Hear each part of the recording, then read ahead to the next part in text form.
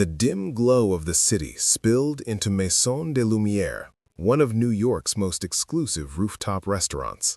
The chandelier light caught on crystal glasses, casting fractured rainbows across linen-clad tables. A soft murmur of wealth and entitlement filled the air. Ella Hart, 26, hair tied in a practical bun, apron slightly wrinkled from the evening's chaos, moved through the tables with precise grace. Despite her modest uniform and humble demeanor, she carried herself with dignity. Tonight, though, dignity would be tested. Hey guys, before we get into today's story, make sure to subscribe to my channel and hit that like button. It really helps me out. I also want to know, where are you watching from? Drop your country in the comments below. And trust me, there are even more crazy, shocking, and intense scenes coming up, so make sure you stay till the end.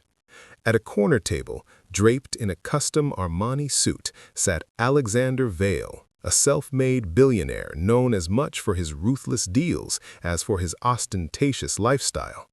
His sharp blue eyes scanned the menu, but landed on Ella as she approached. "You know," he drawled, voice loud enough to carry to nearby tables, "waitresses like you should really consider a career in comedy. Your tip is probably your punchline, huh?" A ripple of laughter rose around him. Ella's stomach sank, but she forced a polite smile. "Well, sir," she replied, her voice steady but quiet, "I guess it depends on whether the audience is rich enough to laugh at themselves." The words were soft, almost swallowed by the ambient chatter, but they were enough to stop Vail mid-chuckle. A flicker of surprise crossed his face, quickly masked by a smirk. He leaned back, swirling the expensive whiskey in his glass, eyes narrowing. "Oh, bold for a waitress," he said, leaning forward, now enjoying the public display of his power. "Careful, little lady. People like you can get lost in a world you'll never understand." Ella's hands tightened around the tray. Humiliation burned, but it was fuel. She knew that his wealth wasn't just money, it was influence, control, and the ability to make lives small with a word or a smirk. Tonight, though, she would not retreat. As she left the table, she caught a glimpse of Vail whispering to a colleague, laughter spilling over, clearly plotting his next jab. The injustice stung, each word a reminder of how easily he could twist public perception and reduce her to an object of amusement.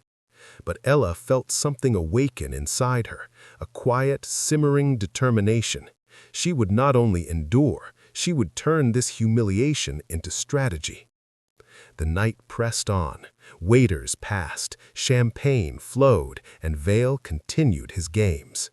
Ella kept her head high, observing, noting weaknesses, memorizing faces and habits. Revenge wasn't an impulse, it was a calculation, and she was already plotting her first move. The next week, Vail's presence became a recurring nightmare.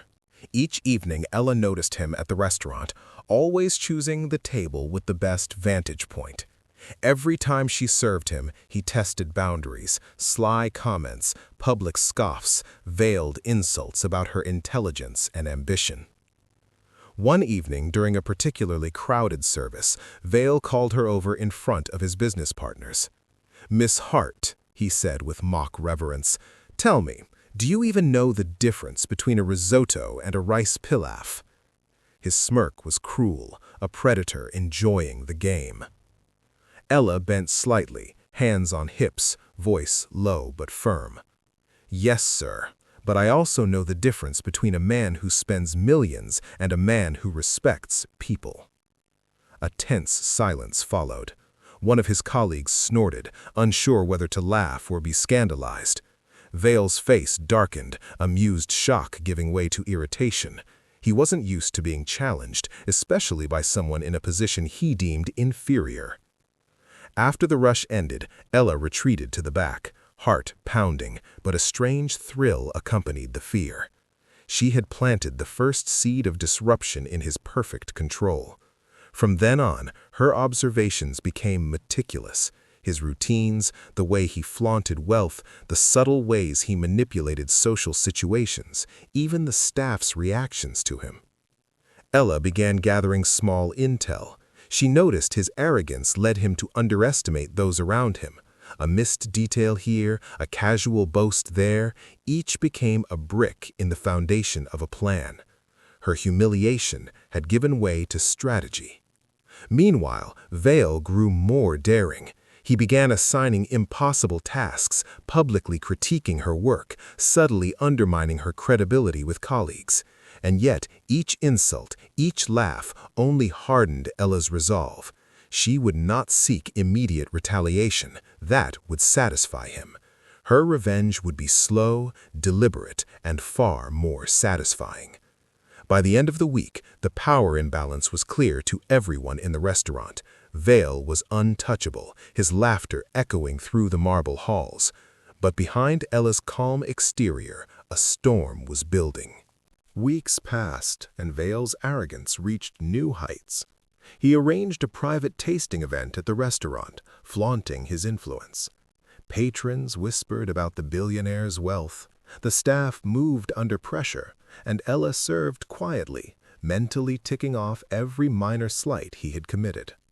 It was during this event that she saw an opportunity. Vale's entourage was filled with ambitious entrepreneurs eager to impress him. Ella engaged with them under the guise of professional courtesy, subtly planting suggestions and nudging their curiosity toward details of Vale's past deals, secrets he had left exposed through arrogance. As the evening wore on, she used charm and composure to redirect attention, guiding conversations in ways that would later unravel Vale's carefully curated image. Each gesture, each word seemed harmless on the surface, a compliment here, a joke there, yet each planted a seed of doubt in his social circle. By dessert, whispers had grown. Vale sensed something, his smirk faltering as he noticed the subtle shift in tone around him. His colleagues exchanged glances, uncertain, puzzled. Ella remained composed, serving the final plates, her expression serene, almost unreadable. Vale tried to regain control, cracking jokes, belittling staff, asserting dominance, but each attempt fell flat. The subtle groundwork Ella had laid had begun to take effect. Her humiliation had become a quiet, invisible power, one he could not anticipate and certainly could not stop. The turning point was silent yet unmistakable. Vale's laugh, once commanding, now carried a nervous edge. His reputation for control had weakened, not through confrontation, but through patience, intelligence, and unassuming observation. Weeks later, Vale arranged a private dinner, certain of his supremacy. He was about to publicly announce a lucrative investment when Ella approached with the final course, a dessert she had crafted herself with the chef's approval. As he took the first bite, a subtle but revealing detail in the dessert, a flavor combination he had dismissed as trivial, a reference to one of his minor yet publicly criticized deals, sparked murmurs among his associates. Their laughter was polite at first, then genuine. Vale froze, realization dawning. The joke was on him. Ella's calm voice carried across the table. "Sometimes, sir, it's the little things overlooked that speak the loudest."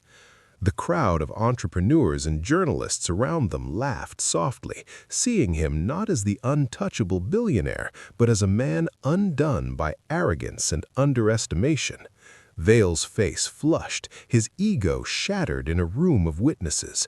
Every calculated insult, every attempt to humiliate Ella had boomeranged silently but irrevocably.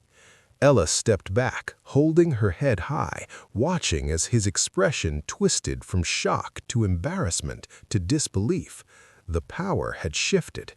She hadn't struck with violence nor with rage. Her intelligence, patience, and composure had created a humiliation he could neither control nor undo.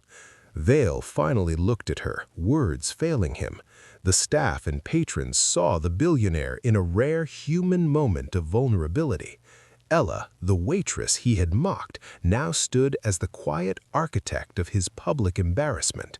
Her revenge was complete, subtle, sophisticated, and utterly unforgettable.